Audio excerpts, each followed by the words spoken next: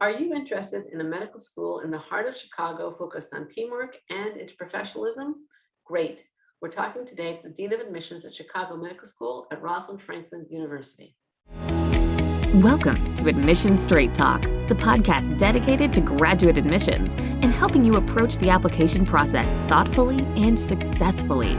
Your host is Accepted's founder and world-renowned admissions guru, Linda Abraham.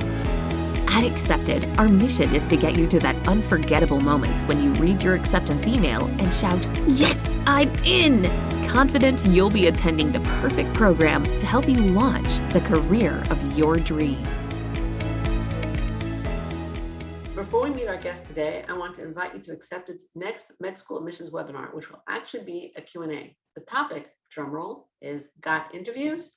What if I'm not invited to interview? A live Q&A where I will be joined by Dr. Herman Gordon, former chair of the University of Arizona Medical School's Admissions Committee, and Dr. Barry Rothman, founder and former director of several post-bacc programs at San Francisco State. The Q&A is on October 6th. That's tomorrow at 4 p.m. Pacific, 7 p.m. Eastern. If you haven't received an interview invitation yet, you can share your concerns and we'll share our suggestions, born of decades of experience in medical school admissions, during the Q&A. Save your seat for free at accepted.com/gotinterview. Again, that's accepted.com/gotinterview.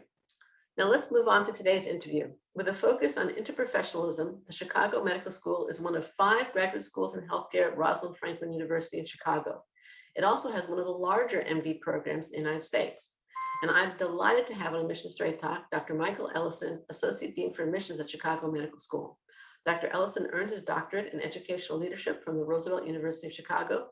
He has worked in higher education and specifically in medical school admissions and administration for decades.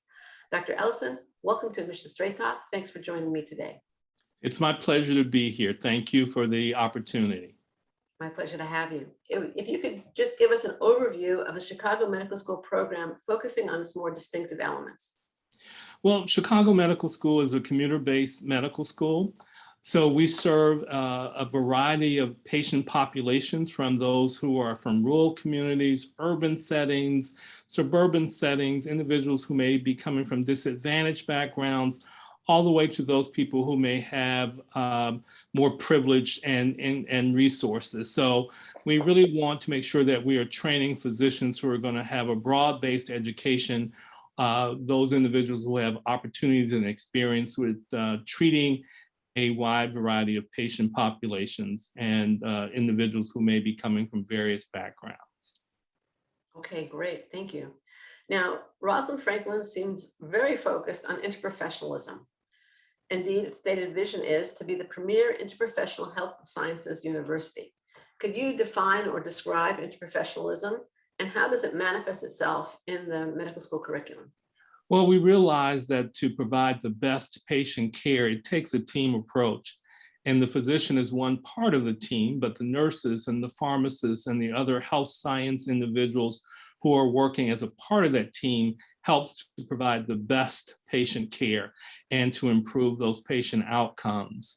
A part of what we do here at Chicago Medical School is to incorporate of these experiences in what we do as it relates to students from the various programs taking similar classes, working on similar cases, and looking at how they would assist each other in those healthcare settings and how important those roles are to helping to improve the outcomes of the patient. So you will see our students interfacing in some of the classes that they take together. You'll see them interfacing in some of the clinical experiences that they have, and you'll also see them interfacing in some of the social and community-based outreach that we do here at the medical school and the university. Okay, great. Thank you very much. Now, COVID has affected everything. How has it affected the curriculum and experience at Chicago Medical? Well, like everyone, we've had to do things a little differently. in both using hybrid methods of getting the curriculum to our students. And so some of the coursework has been delivered virtually. We've had small group settings. We've made arrangements that we could bring students in for lab work. This year we're back where everyone's back on campus. And so we are doing everything face-to-face, but also planning, should we have to go back to remote learning, that we've learned some lessons from the first year in terms of how to do it better virtually. So virtual, I think, has impacted us all in a way that has made us better in how we're delivering instruction to our students. Are you going to keep any virtual elements to the curriculum? Let's say there's no COVID, there's no concerns, public health concerns. I can't answer that because I'm not responsible for curriculum, but I would say that from the admissions side of things, we're certainly looking at how we may be able to incorporate both in-person and virtual experiences forthcoming. Okay, let's turn to the application.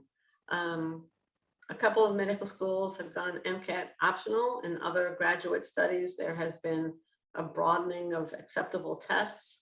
In some cases, widespread test waivers. Any intention or consideration of waiving the MCAT? There has been no deliberate conversation at this point about eliminating the MCAT from our way of assessing candidates, but we are certainly doing things in a more holistic approach where the MCAT is not the be-all to whether or not a student is going to be admitted to the medical school. So we're certainly looking at a student's experiences and attributes and how they're going to be able to contribute to the diversity of the class and what they're going to bring to the learning environment as a part of the way that we are looking and assessing candidates we want to admit to the medical school. Do you accept people, let's say, from post-bacc programs? We do. I mean, we're very fortunate to have a couple of pathway programs of our own here at Chicago Medical School, but we have accepted students from other pathway and pipeline programs throughout the country. We know that everyone's start and journey to medicine is different, and so we really try, again, to look at that holistically as we bring in a class of diverse candidates. So again, that our students participating in the program can also learn from each other and their experiences. Okay. Some schools really want research from applicants. Some schools, it's kind of a nice to have. And some schools, it's really irrelevant in terms of the evaluation process. Where does Chicago Medical kind of stand on that continuum? We don't require that students have research experiences as a part of their portfolio. We're always excited when we see students who have an interest in research. We have a dynamic team of faculty who are conducting research here on campus and always looking for students who have an interest in research, but it is not a part of, again, our portfolio of requiring students to have a research experience or background. We do think that research is very important to medicine, and so those applicants who have that interest will be able to pursue it here, but it is not a requirement. Thank you. And do you screen before sending out secondaries, or are secondaries sent out automatically to everybody? We have a process right now that we do send out secondaries to everyone that has submitted an AMCAST application that is completed and verified. Okay, great. And what do you hope to learn from the secondary that you don't learn from the primary? Well, the primary application goes to all of the medical schools that the students select, but the secondary application allows us to ask questions that are specific to us. So we want to see things about a person's interest in diversity and working with communities that are underserved or those who may be from disadvantaged backgrounds. We want to see if students truly have a passion for service and wanting to work with individuals who may be different from themselves. We're also looking to see their resilience and their ability to work collaboratively in a team, because medicine is a team approach. And we want to know that people are going to be culturally sensitive to their patients and bring in that that personality that would make a patient feel comfortable about sharing those things that they may be a little nervous about sharing with a stranger. It's a wonderful answer. Thank you. What does the CASper add to your insight into an applicant? Well, right now we don't use the CASper this year to make admissions decisions, Okay. but we are still collecting the information to see how it could better help us to assess candidates. So we're looking at it in a variety of ways to determine if it's really something that we want to use to make decisions, or if information about decisions of applicants who we think are going to be a better fit for us. So at the moment that you are requiring the CASper, but it's not really, it's in essence for you to evaluate it as opposed to an evaluative tool for the applicant. That is correct. Okay, got it. Very interesting. Okay. Now, the most recent MSAR says that Chicago Medical received 11,893 applications, interviewed 823, and matriculated 189. So the big cut occurs between the secondary and the interviews. How do you winnow it down? What makes an applicant jump off the application page or window in a positive way and join that very fortunate roughly 7% of applicants who are invited to interview? Now the number may be inflated in MSAR because it probably includes all those people who checked Rosalind Franklin as opposed to those who actually submitted a secondary. But I still assume that that's going to be where the big cut occurs. As you probably know from many of my other colleagues across the country, this is a challenging task for us. For me, and I think I could speak for the committee, it's really those personal statements and the letters of recommendation and the secondary application are the things that pop out for me. And so when I can read a personal statement and I could see the journey that the applicant has taken to get them to where they are today, is very, very important. When I could see or feel their passion for medicine, when I could see their desire to really want to improve healthcare outcomes for people, for those individuals who have had hardships and challenges and barriers in life, and they've overcome those. Those are the things that are very pressing for me, but also for those students who may not have had unfortunate life circumstances too. They add something to our class as well. And so having, again, a very diverse class of students, I think everyone benefits from that. And so as we are reviewing applicant files, we're looking for those key touch points and attributes that say that, this is how the person can help improve our educational outcomes here at the medical school, but also improve the profession of medicine in producing doctors who are going to be compassionate and caring about the patients that they are serving. And also knowing that, we live in a global society and there are so many different cultures and backgrounds. And so seeing applicants that are coming from different backgrounds can only enrich the educational experience of our students. So it's challenging, but it's exciting when you run across those total packages that you're just excited to want to meet those students via interview and hope that they will see the significance that Chicago Medical School has with helping them to become the doctors that they want to be. That was a great answer. Thank you. That was fantastic. If you are lucky enough, if your application did jump off the page in the way that you described, what kind of an interview day can the applicant expect? We have, I think, a very robust interview day, considering it's still virtual. I can't wait till we go back to in-person interviewing because I'd really love to see and interact with the applicants face-to-face. But I think we're doing our very best to make it as engaging as we possibly can. Our interview day consists of the Office of Admissions welcoming the entire group. I will speak with every group of applicants and share with them the expectations of the day and answer any questions they may have. Our Dean of Student Affairs will also meet with the candidates during the day. We'll talk about student life here. We'll answer any questions they may have about support services and programs in place at the medical school. Then we'll talk about the curriculum, both the first and second year curriculum, and then third and fourth year curriculum when they're doing most of their clinical rotations. And of course, the day could not end without having them talk with students. Students are the prime reason, I think, for the interview day and for the interviewee to have an opportunity to engage with our students. So we'll have a student panel who will certainly consist of students from M1, M2, and M3 year to be able to share their experience and answer any questions with applicants. And then at the end of the day, we'll do a wrap up. We'll ask if there are any questions, and we will wish them the very best as they go through this process.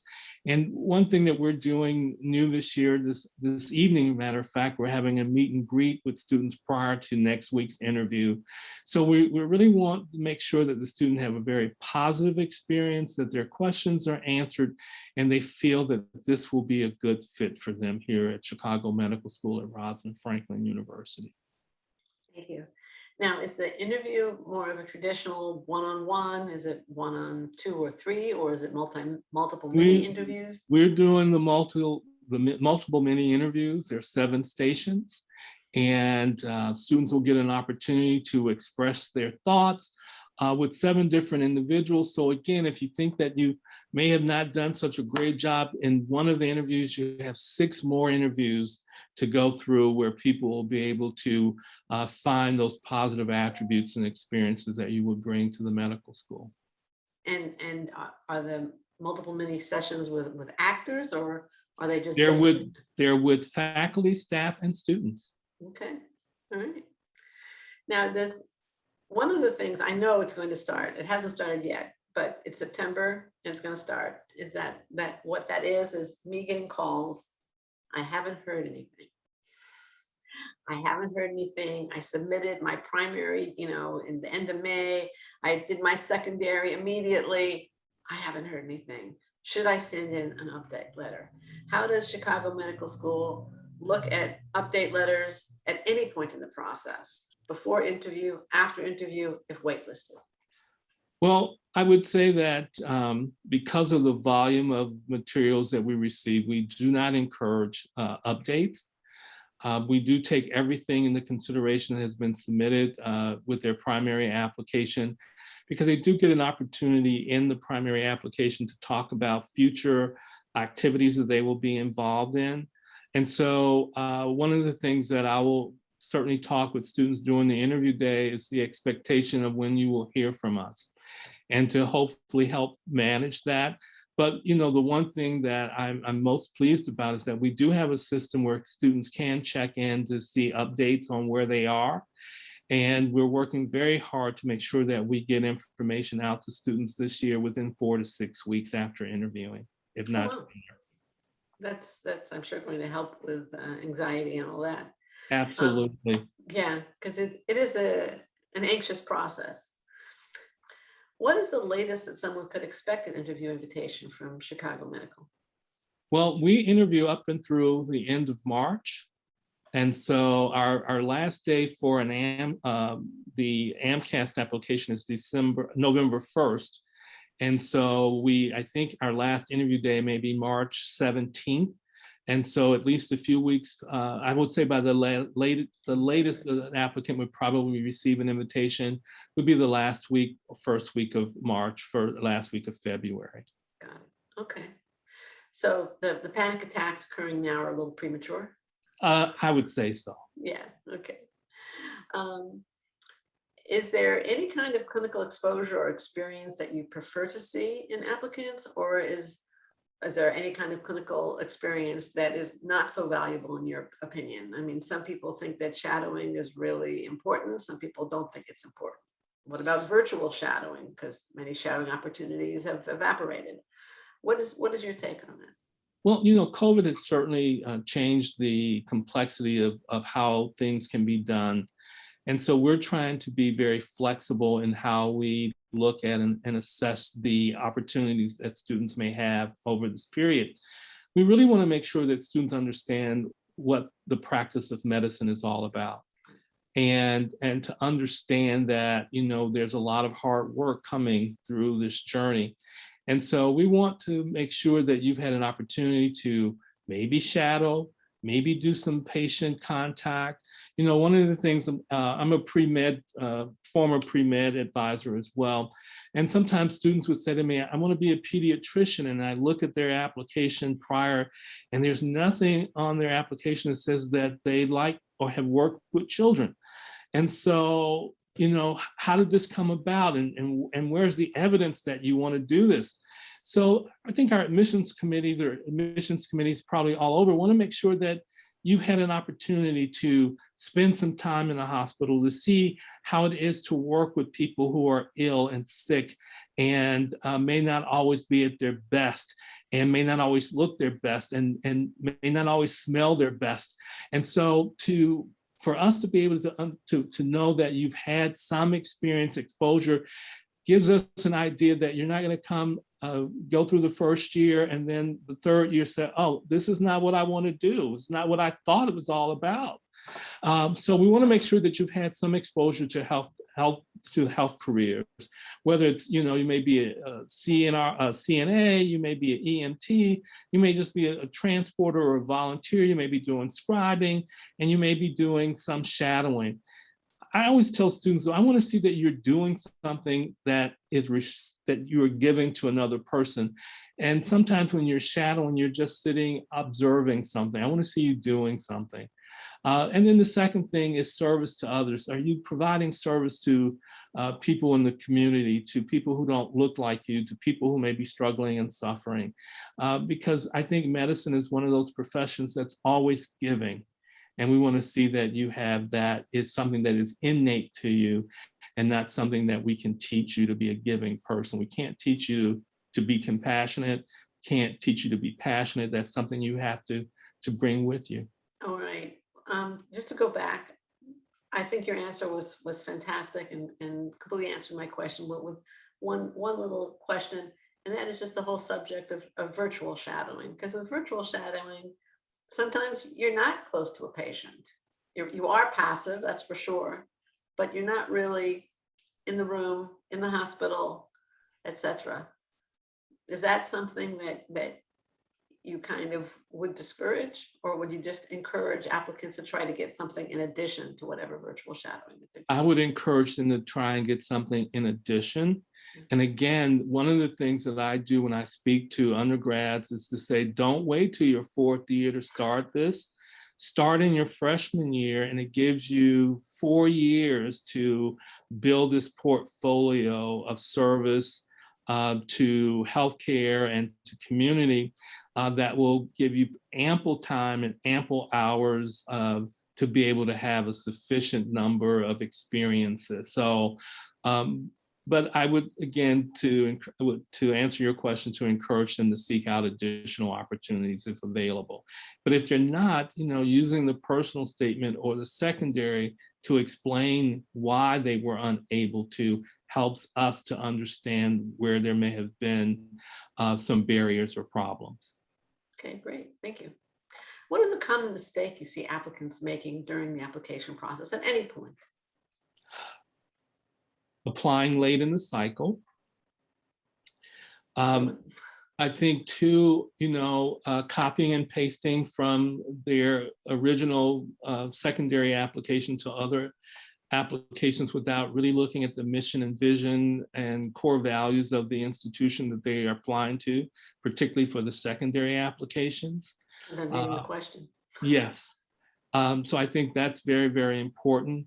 And then I think the other thing that I see is sometimes not utilizing their pre-health advisors or their academic advisors at their undergraduate or post-bacc programs to assist them with how they're completing their application.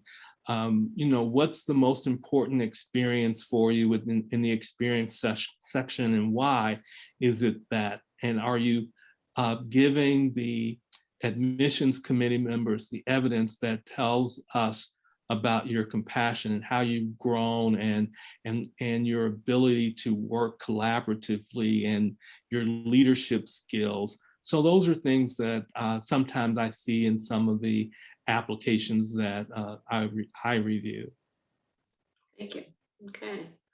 Now, sometimes applicants made a mistake along the way, sometimes a big mistake. Let's say they have an academic infraction, or perhaps they have a criminal record, maybe a DUI or something else from earlier in their lives. How do you view applicants who have, I mean, this is a competitive process. You're picking the best of the best. Do either of those mistakes basically mean they can't get in? And how do you, what are you looking for if you are accepting them? Yeah, none of those, let's say, you know, I'm one of those individuals who believe, particularly if you're a first generation student going to college, or many things you may not know as you enter your college life. And so your freshman year, you're making all of these adjustments. Maybe if you go away to school, you're adjusting to living away from home, no parent looking over your shoulders every hour. You know, you have the flexibility to get up and go to class or not go to class. And so sometimes you make a few mistakes along the way in your freshman year. And so sometimes we expect to see that in an applicant who may have experienced those growing up pains, moving away from home. Don't expect to see that though in a junior or senior.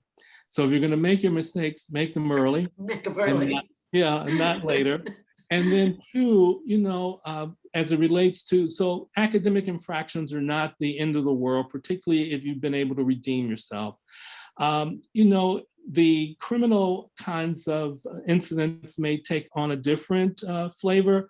It really depends upon the criminal action. We certainly don't want to admit any student that we can't get licensed. And so that would be a horrific thing to do, to have a student invest in the educational expense of a four-year medical school to only learn that we can't license you. So we look at those situations on a case-by-case scenario. And based on that, you know, we then determine whether or not this is a student that we will be able to assist. Makes sense. Makes sense. Now, you mentioned that academic infractions in particular, you want to see some redemption, if you will. What kind of redemption are you looking for?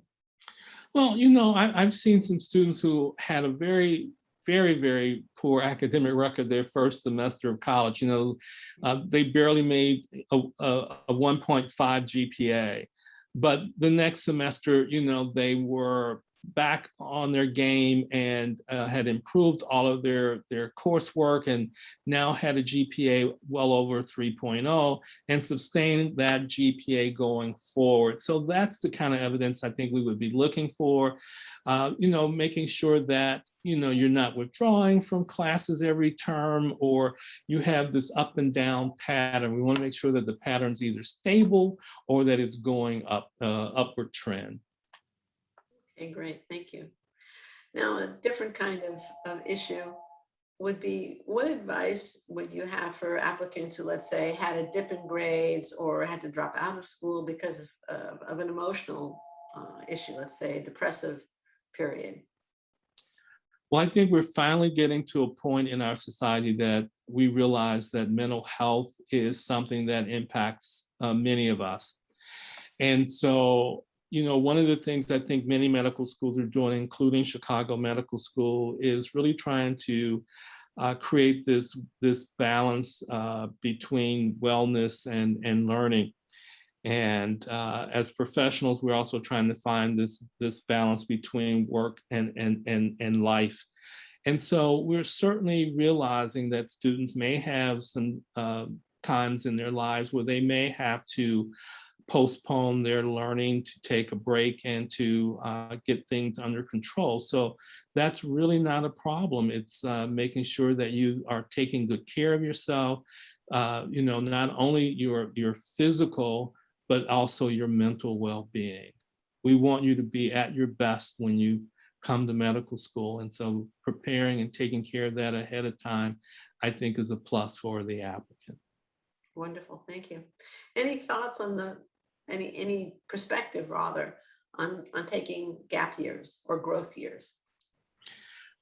100 years ago when I went to college, there was no conversation about gap years.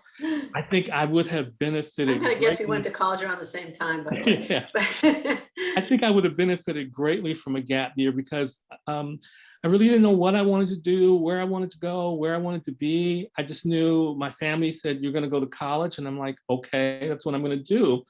And it worked out for me. So I'm very fortunate. But I think for students who have the opportunity to take a gap year to maybe do research or to enhance their application so they're more competitive candidates, or to have greater experience working with people from disadvantaged backgrounds or individuals who may have special needs, or you may have other special interests and you want to pursue those first.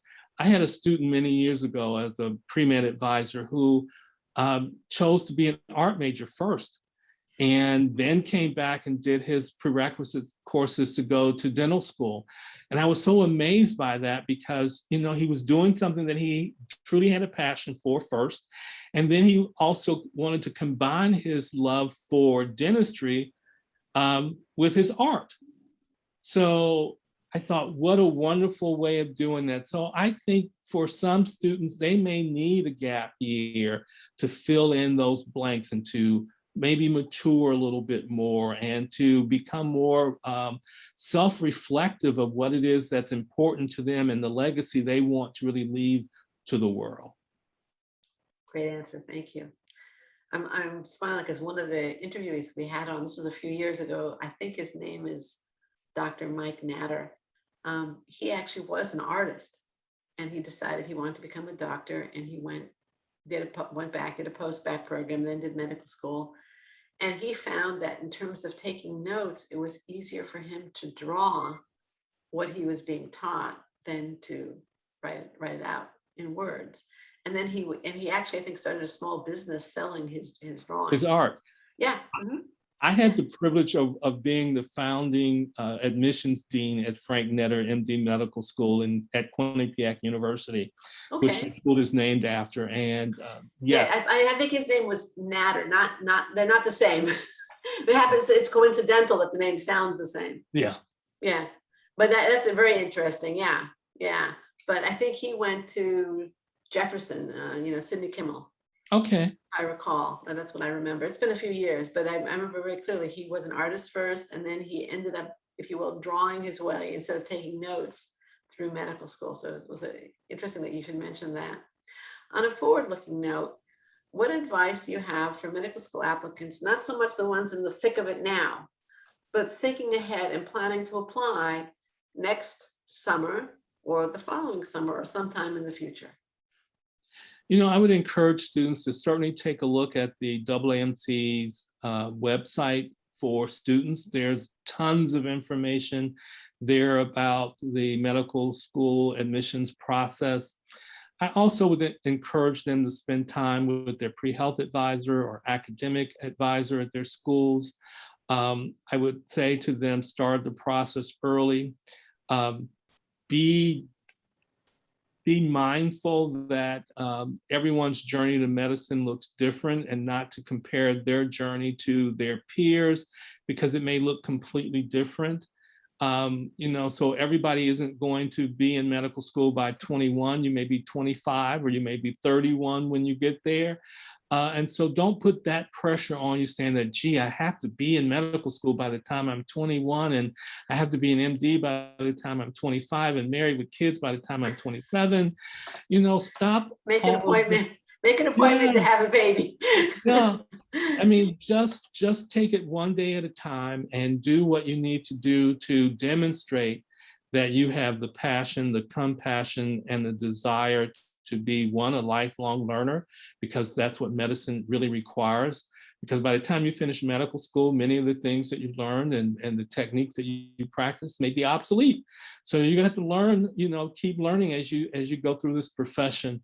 I think you should enjoy it, even though when you're struggling through organic chemistry and physics and biochem, you got to find some happiness with that.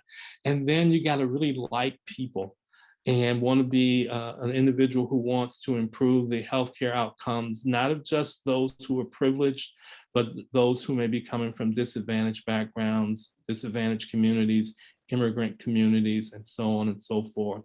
So the advice I would give is, take it slow, do all the things that you need to do to make yourself very competitive.